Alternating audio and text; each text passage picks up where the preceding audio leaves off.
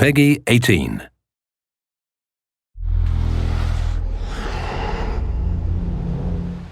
Hi, my name is Ashraf Ismail, Game Director of Assassin's Creed 4 Black Flag, and I'm very proud to be showing off the Caribbean open world. Here, we're going to start with Edward after completing a few missions. He's met up with the assassins, but he's not yet bought into the creed, so he still has this selfish need for fame and fortune.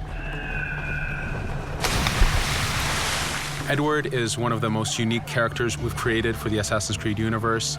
He is a man who is still trying to figure out who he is in life and what he wants to get out of it. At this point in the story, he still wants that fame, so one way to get it is to complete these assassination contracts. This is a way to make money and to gain a bit of notoriety. So here we go. We have 2 targets to take out, 2 Templar brothers. So we're going to accept the contract, and the world map is going to show us where this contract takes place. So we see here that the contract is actually very close to us. It starts in the village we're in, but as we zoom out, we want to show you the world that we have. Many locations, over 50 locations, centered by Cuba, the Bahamas, and Florida up north.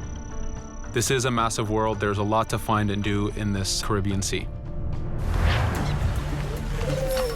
But now we'll get back to the Fisherman Village and go after our targets. The Fisherman Village, it's one type of location in this world. It's really here as a convenience to the player. This is where you can start missions, where you can shop to upgrade Edward and the Jackdaw itself. It's really about the mood and the ambiance of the Caribbean Sea. In the distance, we have a tavern that we're approaching. Taverns are places where you can hire crew, play mini games, drink if you wish. But for now, we're going to focus on the targets and take them out.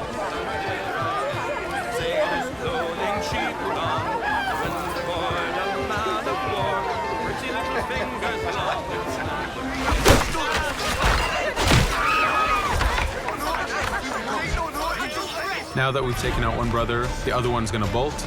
Just like classic ACs, we can chase him down and take him out that way, but there's many ways to complete this contract. We can use the new free aim system to shoot him this way, to eliminate him that way. We can jump onto the ship and take him out with his crew, but instead we're going to let him escape into the sea and follow him with the Jackdaw. This is your ship. This is the second main character of the game. You're going to have to customize and upgrade the ship as you go on this journey with Edward.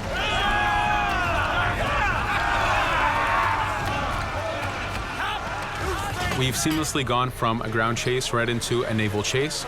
We could destroy the ship and complete the contract that way, but instead, using the spyglass, we can see that he's carrying a lot of rum. Rum is important in the economy system. It's one way of making a lot of money if you sell it properly. So instead of destroying the ship, we're going to plunder that ship. Fire! Here you can see the upgrades that we've made into the naval combat. Using the front cannons, you can shoot chain shots to slow down the ship. Using the new round shot mechanic of trajectory aiming, you can aim for the hull and do a lot of damage this way. This specific enemy is what we call a frigate. Frigates are the type of ships that you need to destroy as fast as you can, because the longer the fight lasts, the more damage they're capable of doing. We have other enemy types like the Charger or the Man of War. The Man of War is a massive ship capable of carrying over 100 cannons. These are ships that you really need to upgrade to be able to face. But now that this frigate has been demasted, we can start the boarding. Boarding, it's very important. You are a pirate. This is how you gain cargo. This is how you take on ships. So here we can start the boarding from any orientation or angle we wish. The distance even matters. If you get too close, the 2 crews will just jump right into each other. If you start a bit further, you can jump in the water and go in for a sneak stealth attack. We have 2 objectives to accomplish for this boarding. We can take out the captain, and we need to take out some of his crew. So using the swivel gun, we will efficiently take out a lot of the crew. And now we'll go for the captain using Edward's navigation abilities. Here, again, using the new free aim system, we have a dangerous enemy on the other side taking out our crew. We can easily take him out with a headshot. So what we see here is that 2 ships have come together to create this 3D environment where, using your assassin abilities to navigate, to be stealthy, you can take the advantage and get the kill by surprise. Now that we've taken out the captain, we still need to take out a few of the crew members to complete this boarding.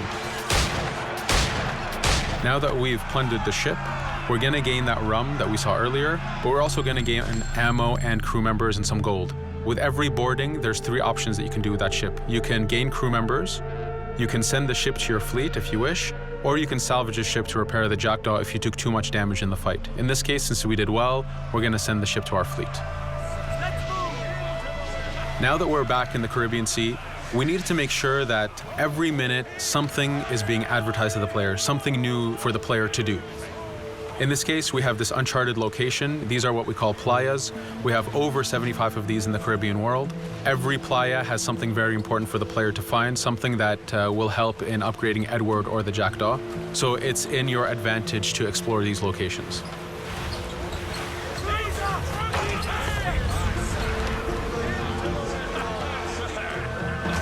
Again, for us, seamlessness is very important. We needed to be able to explore this Caribbean world without having too much interruption in the action. So being able to just let go of the wheel anywhere we want, jump into the water, and swim over to that location. This is very important for the mood and the immersiveness of this Caribbean open world. Here, as we get on the playa, in the distance we can see that there's a faction battle, but closer to us we can see that there's this poor drunken sailor who's passed away. But being a pirate, of course, we're going to loot his body and see what he has for us.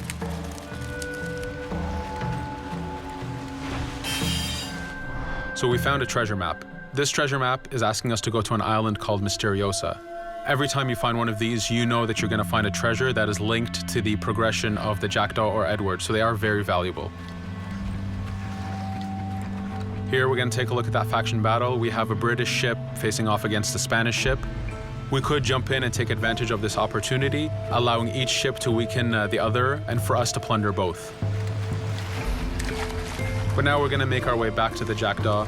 Again, this is the second main character of the game. There's a lot of customization and a lot of upgrading to do on the Jackdaw. You can upgrade all the weapons to fit the playstyle you wish. Now, as we get onto the Jackdaw, we can see that the crew is cheering for us. Edward has a really close relationship with his first mate, Adewale, standing right there, and with his crew. And this is something that you'll see later in the demo, that we can lose and gain crew members. Again, using the spyglass, we can really see the contents of a ship, but you can also assess the danger and threat level of these ships. But for now, we're going to continue to Misteriosa to find that treasure. Here we've crossed into a harpooning zone. The harpooning system is connected to the hunting system, which is used for upgrading Edward himself. So you can upgrade the number of weapons he carries, the ammo that you can carry, and even his health. But for now, we've moved past that zone and we've got into a storm. Storms are very dangerous. If you're not careful, if you don't know how to navigate a storm, you will take damage to your ship and you will lose crew members. In the distance, we can see a water spout. This is a tornado in the ocean. These are very dangerous. They can suck you in, and when they do, they tear the ship apart and take out your crew. Here we can see its effect on a ship. This poor ship got sucked in and got destroyed. Storms are very dangerous, but we wanted the player to take advantage of this. When you've mastered a storm, when you know how these systems work, you can pull enemies into a storm and let the storm do damage for you. So there is a strategic element to using a storm in the world.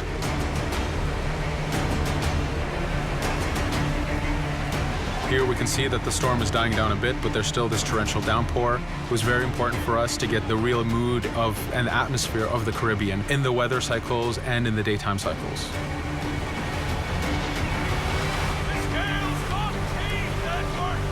But here, since we've survived the storm, did pretty well, let's order our crew to sing. Sea shanties are a part of this game. It's a collectible that you can find in the world. So the more you find, the bigger playlist you have for your crew. But for now, we've made it to Misteriosa. So again, we're going to seamlessly get off our ship and explore this location. Misteriosa is a Mayan ruin. Mayan ruins are heavy with stealth and navigation capacities. There's a lot of treasures and hidden discoveries to be found in these locations.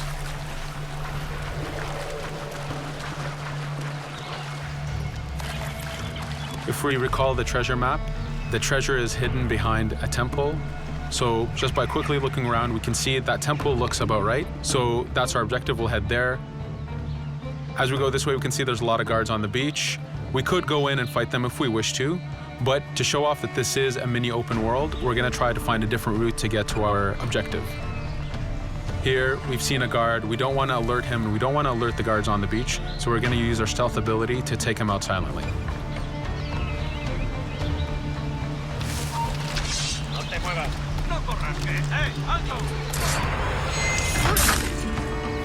With AC3, we were able to push the navigation in the frontier, which means using natural environments like trees and rocks and so on. Mayan ruins are the perfect place where we mix man-made structures and these natural environments. So you really get to feel how far the navigation abilities of the assassin have come since the original game. In the distance there, we can see another part of the island being blocked off by a patrol of guards. We're going to avoid it for now and go for that treasure.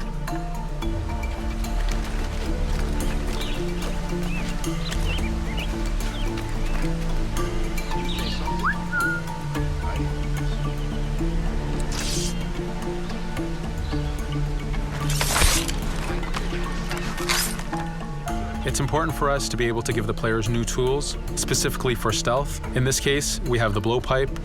Using the berserk darts, you make your enemies go crazy. Effectively, this means that they'll attack anything and everything in sight, including their own friends, animals, or Edward if he was in the way. So you do have to be careful with how you use it. But now that we've caused a distraction, if we happen to fall down there, at least there's already a bit of damage done for us. But using our navigation skills, we're able to get past that area without any trouble. There in the distance, you can see the jackdaw placed exactly where you left it when you got onto this location. It's really important for us to show the beauty of this Caribbean world. The Caribbean has some amazing vistas, and we pushed ourselves to replicate this in the game.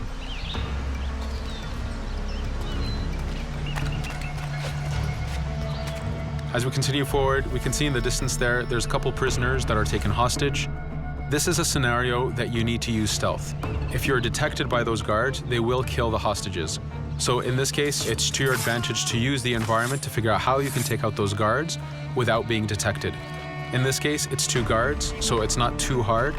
There are other scenarios where you have more guards and you have to figure out how you can take all of them out at the same time. Now that we've freed these prisoners, they are more than happy to join our crew. This is just one way of gaining crew members. As mentioned earlier, there's the taverns. There's actually many different setups of gaining crew.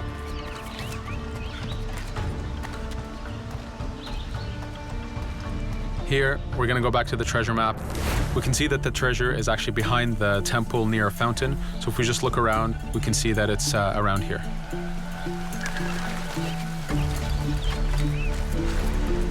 Now that we've found the treasure, what we've actually found is a blueprint. Blueprints are incredibly valuable for the upgrading of the Jackdaw. This is how you can upgrade the biggest and most devastating upgrades of the ship.